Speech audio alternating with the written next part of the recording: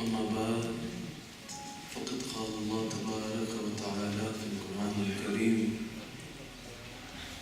أعوذ بالله من الشيطان الرجيم بسم الله الرحمن الرحيم ألا إن أولياء الله لا خوف عليهم ولا هم يحزنون صدق الله العظيم وصدق رسوله النبي الكريم.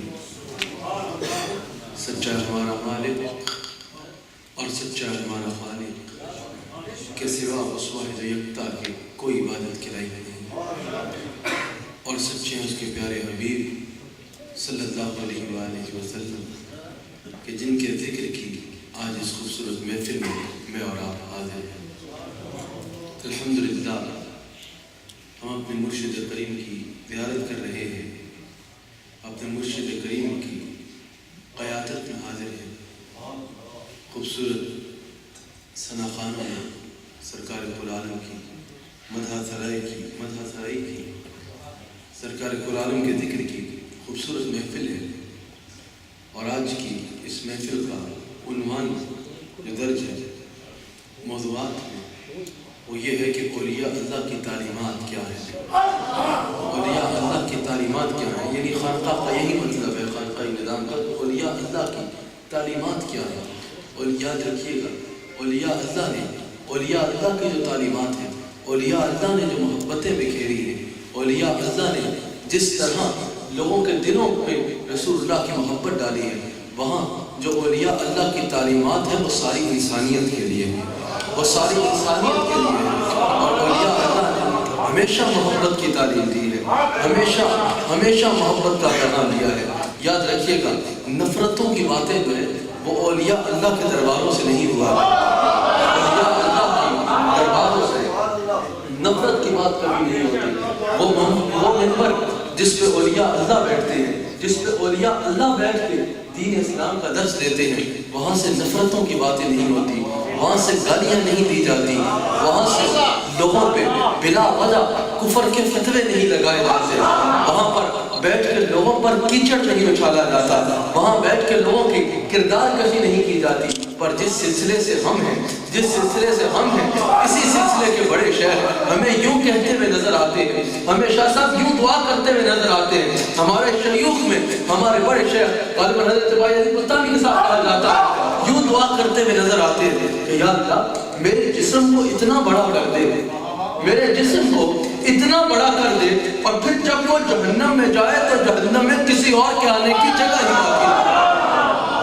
یہ اولیاء اللہ ہے کہ لوگوں کو گالیاں دے کے کافر کہہ کے لوگوں کے اوپر کیچڑ نہیں اچھالتے، بلکہ دعا کرتے ہیں. تو کس طرح کرتے ہیں کہ یا اللہ میرے وجود کو اتنا بڑا کر دے کہ جہنم میں کسی اور کے آنے کی جگہ ہی باقی نہ رہے، کسی اور کے آنے کی جگہ ہی باقی نہ رہے. اولیاء اللہ تو انسانیت کے لیے انسانیت کا بھلا چاہتے ہیں. ہمیں نظر آتا ہے بالکل ایسے ہی حضرت خواجہ غریب نواز کا واقعہ ہمیں نظر آتا ہے، خواجہ غریب نواز کا واقعہ نظر آتا ہے.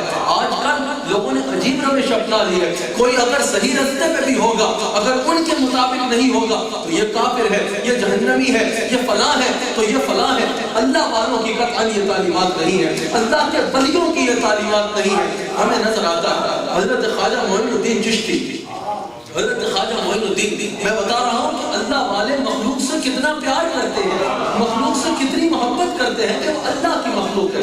حضرت خواجہ معین الدین چشتی اجمیری رحمۃ اللہ علیہ، آپ کے شیخ تھے حضرت خواجہ عثمان ہارونی، اور ان کے شیخ تھے حضرت خواجہ حاجی شریف. ایک دفعہ حضرت خواجہ شریف حضرت خواجہ عثمان ہارونی کو بلایا اور حضرت عثمان ہارونی کو بتایا کہ فلاں دن عصر سے لے کر مغرب تک مجھ پر ایک ایسی کیفیت ہوگی، میری وہ منزل ہوگی کہ اس وقت جس نے مجھے دیکھ لیا اس پر آتش دوزخ کرنا.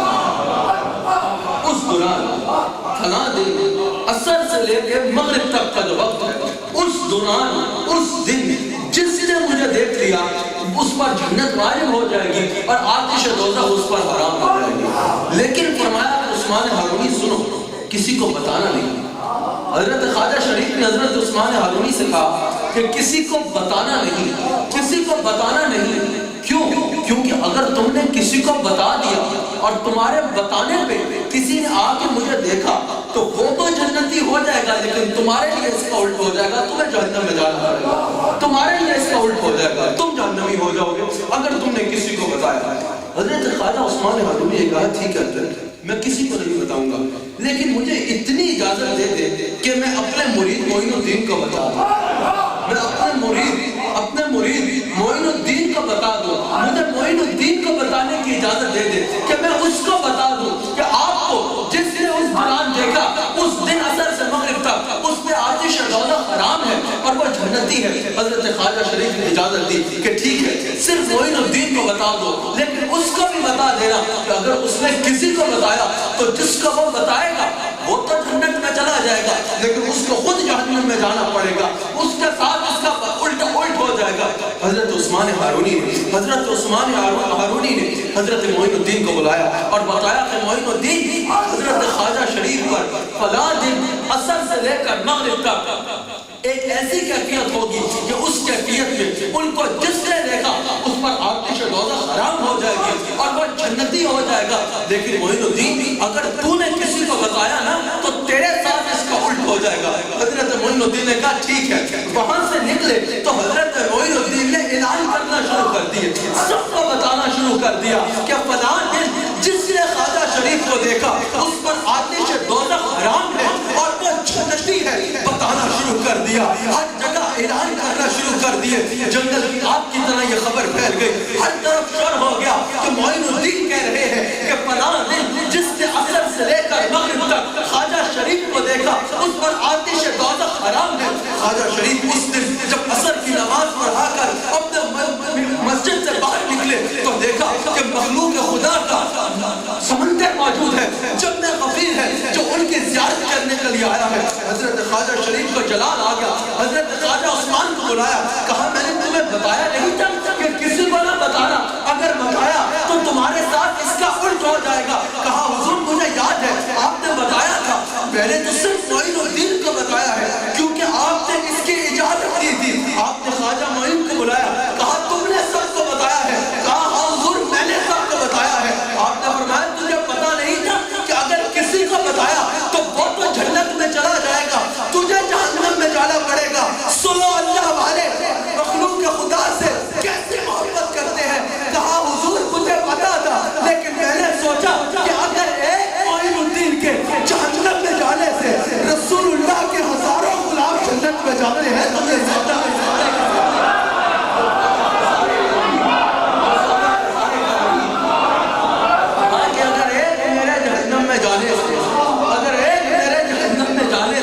ہزاروں رسول اللہ کے غلام جنت میں چلے جاتے ہیں تو یہ سودا خسارے کا نہیں ہے، یہ سودا وارے کا ہے۔ پتہ چلا اللہ والے لوگوں پہ کیچڑ نہیں اٹھاتے، اللہ والے اور علماء حق جو ہوتے ہیں وہ لوگوں پہ انگلیاں نہیں اٹھاتے، وہ کسی صحیح رستے پہ چلتے ہوئے کو موقع نہیں ڈھونڈتے کہ کوئی موقع مل جائے کہ ہم اس پہ کفر کا فتویٰ لگا کے اس کو دار اسلام سے خارج کر دیں، بلکہ اگر وہ کسی کو گرتا دیکھتے ہیں تو اس کا کیسے ہمیں نظر آتا ہے۔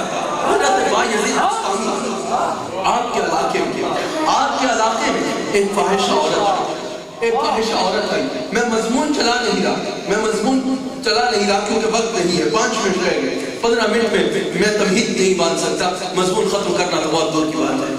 حضرت میں صرف بتا رہا ہوں کہ اللہ والے مخلوق سے کس طرح محبت کرتے ہیں، اور اللہ والوں کی تعلیمات میں جو ہے وہ نفرتیں نہیں ہیں، فقط محبتیں ہیں۔ ہمیں نظر آتا ہے حضرت بایزید بستامی آپ کے علاقے میں ایک فاحشہ عورت آئی، اس کی وجہ سے سارا علاقہ جو ہے وہ گناہ کی طرف جانے لگا، گناہوں کی طرف جانے لگا۔ آپ تک خبر پہنچی کہ حضور ایک فاحشہ عورت آئی ہے، ایک فاحشہ عورت ہے ہمارے علاقے میں جس کی وجہ سے لوگ گناہ کی طرف جا رہے ہیں، جس کی وجہ سے لوگ اللہ کی نافرمانی کر رہے ہیں، لوگ گناہوں کی طرف جا رہے ہیں۔ حضرت بایزید بستامی نے یہ نہیں کہا کہ اس فلاں کو جو ہے اس کے اوپر یہ فتویٰ ہے، اس کے ساتھ جا کے یہ کر دو، اس کو مارو، اس کو یہ کرو۔ آپ نے فرمایا نہیں، آپ نے فرمایا کہ بتاؤ اس کا مقام کہاں پر ہے، وہ کدھر ہے؟ اس کا پتہ لیا، آپ اس کی طرف چلے گئے، آپ ادھر چلے گئے جدھر اس کا مکان تھا، آپ اس کے مکان میں گئے. آپ جب مکان میں تشریف لے کے جا رہے تھے نا تب بھی جو طریقہ سے وابستہ لوگ ہوتے ہو نا تمہارے لیے سمجھنے کا ایک بڑا نکتہ ہے, بڑا نکتہ ہے. یاد رکھنا جب بیعت کر لو نا یا تو بیعت ہوا نہ کرو, بے لگام رہا کرو, لیکن جب تم کسی کی بیعت کر لو نا جو جدر کا مرید ہے, جب کسی کے بیعت کر لو, بیعت کا دامادہ مطلب ہے, بیعت کا مطلب ہے بک جانا. اکھاں بند کر کے اپنے پیر کے پیچھے چلو.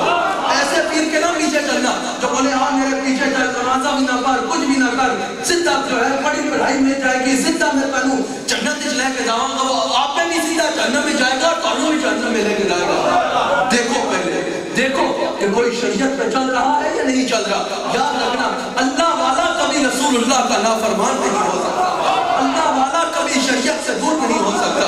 لیکن جب شیخ پکڑ لو نا اللہ والے کی پہچان یہ ہے. یاد رکھنا ہمارے شیخ فرماتے ہیں کوئی ہوا پہ اڑتا ہوا بھی نظر آ جائے اور پانی پہ چل رہا ہوا بھی نظر آ جائے, اگر اس کو شریعت پر قائم نہیں ہے تو وہ جادوگر ہے, وہ اللہ والا نہیں ہے, وہ اللہ والا نہیں ہے. بے نمازی کبھی اللہ کا ولی نہیں ہو سکتا, شریعت مطہرہ سے دور اور فاسق کبھی اللہ کا ولی نہیں ہو سکتا, اللہ کا ولی نہیں ہو سکتا. تو یاد رکھنا. لیکن جب کبھی بیعت کر لو نا کوئی کامل پیر مل جائے تو پھر عقل کے گھوڑے نہ دوڑایا کرو. اس وقت میں جب حضرت بھائی عزیز بستانی جا رہے تھے نا عائشہ عورت کے کمرے میں, تو مرید دو قسم کے ہوتے ہیں, دو قسم ہوتے ہیں. کچھ تھے کہ کہہ رہے تھے بابا بابا ہم نے ان کو کیا سمجھا ہوا تھا, کیسا پیر سمجھا ہوا تھا, دیکھو فاحشہ کے کمرے میں جا رہے ہیں, یہ منظر دیکھنے سے پہلے ہمیں بات کیوں نہ آ گئی, ہم نہیں ہیں ان کے غیر پر مارو ایسا کچھ. اور کچھ تھے جو اصل مرید ہوتے ہیں, وہ کہہ رہے تھے او دنیا والو آؤ دیکھو ہمارا پیر آ جا رہا ہے, اس کی قسمت کیسے بدلتی ہے, اس کی قسمت کیسے بدلتی ہے, اس کا مقدر کیسے بدلتا ہے, اس کا مقدر کیسے بدلتا ہے, کیسے بدلتا ہے. کیا ہوا حضرت بھائی عزیز بستانی اس فاحشہ عورت کے کمرے میں جاتے ہیں, اندر جا کے پوچھا کہ عورت تیری ایک رات کی کیا قیمت ہے, کیا قیمت ہے تیری. اس نے کہا میری اتنی قیمت ہے. آپ نے قیمت ادا کی, آپ نے کہا جا وضو کر کے پاک ہو کے آ. وہ پاک ہو کے وضو کر کے آپ نے فرمایا پاک لباس بھی پہن کے آنا, پاک لباس پہن کے آئی. آپ نے فرمایا پاک کپڑا بچھا, پاک کپڑا بچھایا. آپ نے فرمایا قبلہ رخ ہو کہ اللہ اکبر اور سجدے میں گر جا. اس فاحشہ عورت نے کہا کہ حضرت یہاں لوگ اس کام کے لیے نہیں آتے, آپ یہاں کس کام کے لیے آئے ہیں, آپ یہ کیا کروا رہے ہیں. آپ نے فرمایا میں تجھے تیری قیمت دے چکا ہوں, اب جو میں کہہ رہا ہوں وہ کر. وہ فاحشہ عورت اور اپنی قیمت کی وجہ سے اللہ اکبر کہتی ہے, سجدے میں گرتی ہے, اللہ والے کی آنکھ آسمان کی طرف اٹھی, کہا یا اللہ اس کا ظاہر بدلنا میرا کام تھا, اس کا دل بدلنا تیرا ظاہر بدلنا, اس کا ظاہر بدلنا میرا کام تھا, اس کا ظاہر بدلنا میرا کام تھا, اس کا دل بدلنا تیرا کام ہے, اس کا دل بدلنا تیرا کام ہے. ہمیں نظر آتا ہے نہ صرف اس عورت کی توبہ قبول ہوئی, نہ صرف اس عورت کی توبہ قبول ہوئی, بلکہ وہ عورت ولایت کے اعلیٰ درجے پہ فائز ہو گئی, ولایت کے اعلیٰ درجے پہ فائز ہو گئی. اللہ والے ہمیشہ محبتیں بکھیرتے ہیں, کبھی نفرتیں نہیں بکھیرتے, کبھی نفرتیں نہیں بکھیرتے. ہمیں نظر آتا ہے, ہمیں نظر آتا ہے کہ ایک اللہ والے ہیں, ایک اللہ والے ہیں, وہ عبادت کر رہے ہیں, وہ عبادت کر رہے تھے. پاس سے ایک سواری گزری, ایک کشتی گزری, دریا کے کنارے عبادت کر رہے تھے. دریا میں سے ایک کشتی گزری, اس پر شرابی تھے, شرابی تھے, ناچ گانا ہو رہا تھا. مریدوں کو یہ بات بہت ناگوار گزری کہ ہمارے پیر عبادت کر رہے ہیں, نماز پڑھ رہے ہیں, اور یہاں پر جو لوگ اس بے خودگی کے ساتھ جو ہے وہ گانے گاتے اور شرابیں پیتے گزرے. ہمارے شیخ کی عبادت میں جو ہے وہ خلل ہوا. شیخ نے سلام پھیرا, مریدین نے کہا حضور دعا کیجئے, دعا کیجئے کہ ان کی کشتی پانی میں غرق ہو جائے اور یہ سب مر جائے کہ ان کی وجہ سے آپ کی عبادت میں خلل ہوا. آپ نے ہاتھ اٹھائے, آپ نے کہا یا اللہ جس طرح ان کو ادھر ہنستا ہوا رکھا ہے نا, اس طرح ان کو آگے بھی ہنستا کھیلتا رکھا. انہوں نے کہا حضور کیا کہہ رہے ہیں, وہ شرابی وہ گانے گا رہے ہیں, وہ کیا کیا کر رہے ہیں, ناچ رہے ہیں, اور آپ کہہ رہے ہیں اللہ ان کو آگے بھی خوش رکھے. آپ نے فرمایا یاد رکھنا آگے کی خوشی مصطفیٰ کی غلامی کے بغیر ناممکن ہے. میں کہہ رہا ہوں یا اللہ ان کو مصطفیٰ کا غلام بنا دے تاکہ ان کی اگلی